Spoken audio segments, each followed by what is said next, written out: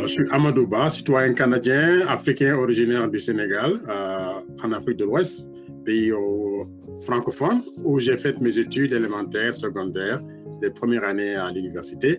Ensuite, je suis allé poursuivre mes études à Paris, en France, jusqu'à un doctorat.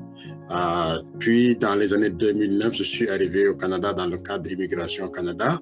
Et depuis 2010, je vis dans le nord-est de l'Ontario, à Sudbury, et puis dans la région du West Nipissing en ce moment.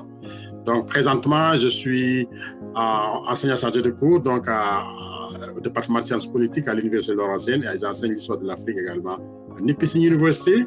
Et je suis aussi enseignant qualifié, certifié à l'Université Laurentienne et qui exerce également régulièrement de temps en temps donc suppléant dans les écoles élémentaires secondaires donc du nord-est de l'Ontario. Voilà. En plus de cela, je suis donc chercheur, écrivain et auteur de plusieurs livres sur l'histoire des Noirs au Canada ou bien sur l'histoire de l'Afrique pré-coloniale et coloniale.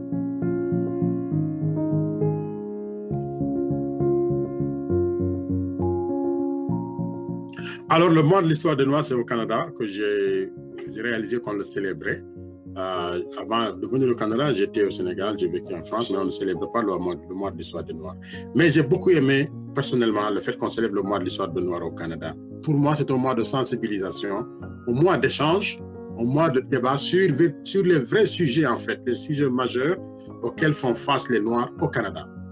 C'est l'occasion donc, pour des gens comme moi et d'autres personnes, d'expliquer l'histoire parfois douloureuse d'humiliation, de souffrance, de déshumanisation que les Noirs ont vécu à travers la traite transatlantique à partir du XVIe siècle jusqu'au milieu du XIXe siècle. Cette histoire donc a entraîné des réflexes, des préjugés, des stéréotypes, des imaginaires très têtus qui suivent encore aujourd'hui la communauté noire. Donc c'est important d'en sensibiliser. Si on a la chance d'avoir un mois pour sensibiliser l'opinion publique, pourquoi pas? C'est une très bonne chose. C'est aussi un mois où on doit souligner les pages glorieuses de l'histoire des Noirs, notamment au Canada, mais aussi ailleurs dans le monde. Par exemple, l'Afrique a une histoire multimillénaire depuis l'Antiquité négro-égyptienne, en passant par les grands empires africains. Au Moyen-Âge, surtout, l'Afrique a de grandes personnalités qui ont marqué leurs époques et qui ne sont pas connues, parfois en Afrique et beaucoup, encore plus dans des pays comme le Canada, qui ne sont pas très familiers à l'histoire de l'Afrique et à l'histoire des Noirs. Donc, c'est surtout un mois où il faut non seulement entendre les Noirs, mais il faut les écouter. Parce qu'il y a entendre et écouter. Donc, quand tu entends quelqu'un, il faut écouter ce qu'il te dit. Au lieu donc de passer parfois pour moi à célébrer, à parler, à faire des discours politiques, c'est aussi un mois où on doit poser des actes forts, des actions concrètes pour changer l'imaginaire, pour remettre les choses dans le bon rail, dans le bon sens du terme. Donc, pour en fait que cette situation change. Parce que si les Noirs ont vécu beaucoup de racisme, de discrimination, ils sont encore parmi les sociétés qui sont frappées par plus le chômage, plus beaucoup d'autres problèmes, ce n'est pas parce qu'ils manquent de compétences ou sont les moins éduqués, c'est le plus souvent à cause des discriminations, du racisme qu'ils ont vécu et qui sont des conséquences de cette histoire-là méconnue. Et une fois que l'opinion publique s'approprie de ça, connaît, est largement influencée, vous allez voir, arrivera un moment où on n'aura plus besoin de célébrer l'histoire des Noirs, ça va devenir automatique. Mais nous espérons aussi que l'histoire des Noirs, qui est une histoire du Canada avant tout, doit être dans les curricula scolaires, dans les programmes scolaires, dans les programmes universitaires et collégiaux pour que ça soit appris. Parce que les Noirs, comme je dis, font partie intégrante de l'histoire du Canada. Ils sont là depuis 400 ans, au même titre que les Canadiens d'origine européenne.